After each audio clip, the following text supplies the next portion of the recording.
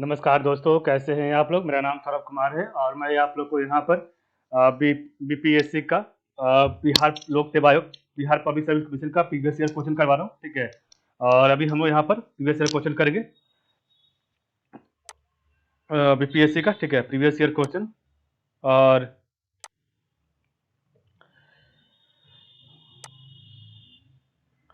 तो यहाँ पर हम लोग जो है आपका मेंस का, ठीक है, तो मेंस का आपका जो है जीएस पेपर 2, तो मेंस का जीएस पेपर 2 जो आपका होता है 300 मार्क्स का, ठीक है, उसका पहला सेक्शन जो कि आपके भारतीय राज्य व्यवस्था इंडियन पॉलिटी का, हम लोग यहाँ पर प्रीवियस ईयर क्वेश्चन को पढ़ रहे हैं लाइन बाय लाइन, ठीक है। तो आपका ये केबीसी नैनो किताब है और इसमें जो भी आपका आंसर लिखा गया उसी को हम लोग लाइन बाय लाइन पढ़ रहे हैं, ठीक है।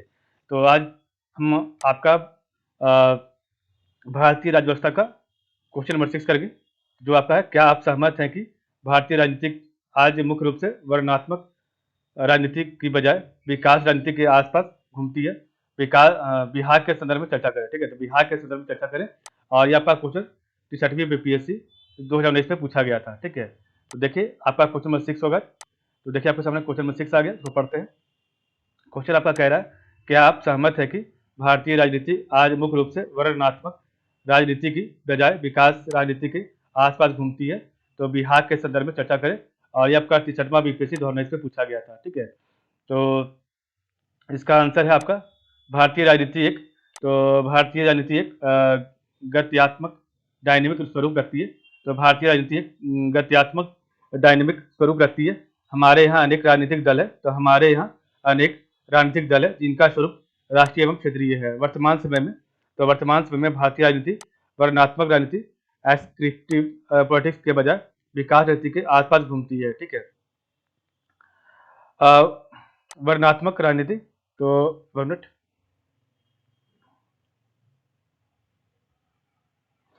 वर्णनात्मक राजनीति के उस पक्ष को व्यक्त करती है जिसपे भूमिकाएं एवं पद पूर्व निर्धारित कारकों जैसे वंश, आयु, लिंग, जाति, धर्म आदि पर निर्भर होती है, व्यक्तिगत उपलब्धियों पर नहीं, ठीक है। और भारत में परंपरागत राजनीति में वर्णात्मक राजनीति की झलक दिखाई देती है, जिसमें वंशवाद, परिवारवाद, जातिवाद अथवा हिंदूवाद आदि अवधारणाओं पर बल दिया गया है।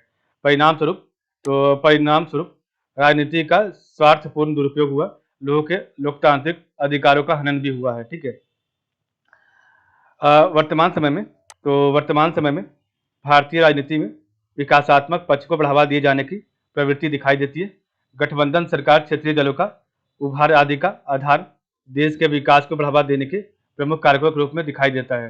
वर्तमान में मतदाता वंशवाद, परिवारवाद तथा धार्मिक आधार पर मतदान नहीं करते, बल्कि ऐसे दलों को मत देते हैं जो गरीबी तथा बेरोजगारी उन्मूलन, आर्थिक विकास आदि पक्षों की बात करते हैं, ठीक है। तो वर्तमान समय में भारतीय राजनीति में विकासात्मक पक्ष को बढ़ावा दिए जाने की प्रवृत्ति दिखाई देती है और गठबंधन सरकार क्षेत्रीय दलों का उभार आदि का आधार देश के विकास को बढ़ावा देने के प्रमुख कारकों के रूप में दिखाई देते हैं।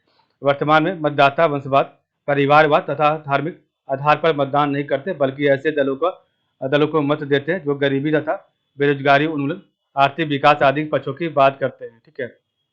बिहार के संदर्भ में विकास राजनीति, तो बिहार के संदर्भ में विकास राजनीति क्या है? तो किसी भी राज्य की राजनीति उसके समाज और उसकी अर्थव्यवस्था के बीच विकासात्मक संबंधों की देन होती है। श्री कृष्ण सिंह बिहार के पहले कांग्रेसी मुख्यमंत्री थे और अंतिम मुख्यमंत्री कांग्रेस के थे, डॉक्टर जगन्नाथ सिन्हा, ठीक है। तो अंतिम कांग्रेसी मुख्यमंत्री आपके बिहार के कौन थे? तो डॉक्टर जगन्नाथ मिश्रा थे, ठीक है। पिछले कई सालों से कांग्रेस का कोई मुख्यमंत्री बिहार में नहीं बन पाया और गैर कांग्रेसी पार्टी का शासन बिहार में गैर कांग्रेसी शासन को सबसे पहले आगाज किया कर्पूरी ठाकुर ने, जो पहले नेता थे जिन्होंने दलित और पिछड़े समाज के लिए आवाज उठाया था, ठीक है। तो गैर कांग्रेसी पार्टी का शासन बिहार में गैर कांग्रेसी शासन को सबसे पहले आगाज किया कर्पूरी ठाकुर ने, जो पहले नेता थे और जिन्होंने दलित और पिछड़े समाज के लिए आवाज उठाया।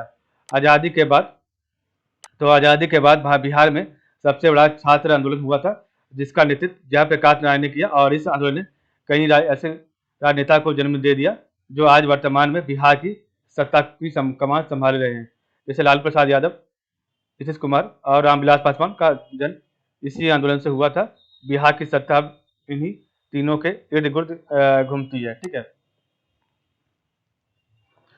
बिहार में कांग्रेस पार्टी का शासन तो बिहार में कांग्रेस पार्टी का शासन 1947 से लेकर 1989 और दूसरा गैर कांग्रेसी पार्टी का शासन 1990 से अब तक है। ठीक है, 1947 तो 1947 से 1989 के वर्षों में गैर कांग्रेसी बिहार में सिर्फ 2 बार मुख्यमंत्री बने, जिसका नाम महामाया सिन्हा 1967 और लगभग 1 साल, और कर्पूरी ठाकुर 1970 लगभग 7 महीने, और 1977 में फिर से दोबारा लगभग 18 महीने तक उन्होंने शासन किया था। ठीक है, देश के अन्य राज्यों की तरह ही अतीत में बिहार की राजनीति में मुख्यतः कांग्रेस का दबदबा रहा है।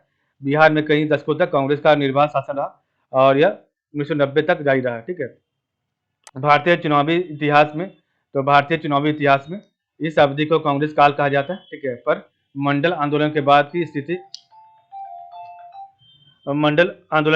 स्थिति ने राज्य की राजनीति की दिशा और दशा बदल दी। ठीक है, चुनावी राजनीति और राजनीतिक प्रतिनिधित्व अब पहले जैसे नहीं रहे, और इस दौर में क्षेत्रीय राजनीतिक पार्टियों का उदय हुआ और व्यापक जनाधार वाले क्षेत्रीय नेता भी सामने आए, विशेषकर समाज के निचले तबके जैसे अन्य पिछड़ा वर्ग, ओबीसी, दलित, आदिवासी, अविभाजित बिहार में और मुस्लिम। मंडलोत्तर राजनीति ने राज्य में कांग्रेस के अवसान की शुरुआत कर दी। ठीक है, आज़ादी के बाद के बिहार के राजनीतिक इतिहास पर नजर दौड़ाने से इसके 3 भिन्न चरणों का पता चलता है। इसका पहला चरण 1947 से 1967 कांग्रेस के वर्चस्व का काल है, जब ऊंची जातियां इसकी सत्ता संरचना के शीर्ष पर बैठी दिखती है। दूसरा चरण आपका 1967 से 1990 को संक्रमण काल कहा जा सकता है, जब राजनीतिक क्षेत्र में कांग्रेस के साथ साथ ऊंची जातियों के प्रभुत्व में आ रही क्रमशः गिरावट और उसके साथ ही मध्य जातियों के धीमे किंतु निरंतर उभरते प्रभाव को देखा जा सकता है। और तीसरे चरण 1990 से अब तक रहा। ठीक है, मंडलोत्तर राजनीति के 3 दशक की इस अवधि के दौरान बिहार की राजनीति में कई तरह के उतार चढ़ाव आए हैं। अब देश के साथ बिहार में भी विकास के बयार बहने लगे। ठीक है, तो अब देश के साथ बिहार में भी विकास की बयार बहने लगी। अब लोग वर्णात्मक वाली राजनीतिक व्यवस्था में यकीन नहीं करते। ठीक है, तो अब लोग वर्णात्मक वाली राजनीतिक व्यवस्था में यकीन नहीं करते। जो भी राजनीतिक पार्टी सबके हितों और विकास को अपना मूल्य मंत्र बनाती है, उसकी समय की मांग समझते हैं। ठीक है, और तो ये आपका क्वेश्चन यहाँ पर हो गया। इस क्वेश्चन को करने का आपको जो इंपॉर्टेंट पॉइंट है जो याद करने हैं। ठीक है, तो आपका वर्णात्मक राजनीति तथा विकासात्मक राजनीति का स्पष्टीकरण, दोनों अवधारणाओं का मूल्यांकन, अपने मत का स्पष्टीकरण और बिहार के संदर्भ में वर्णात्मक राजनीति तथा विकासात्मक राजनीति का इतिहास क्या है। ठीक है, कल हमारा क्वेश्चन नंबर 7 होगा। ठीक है, तो आज के लिए बस इतना ही। आप लोग का बहुत बहुत धन्यवाद।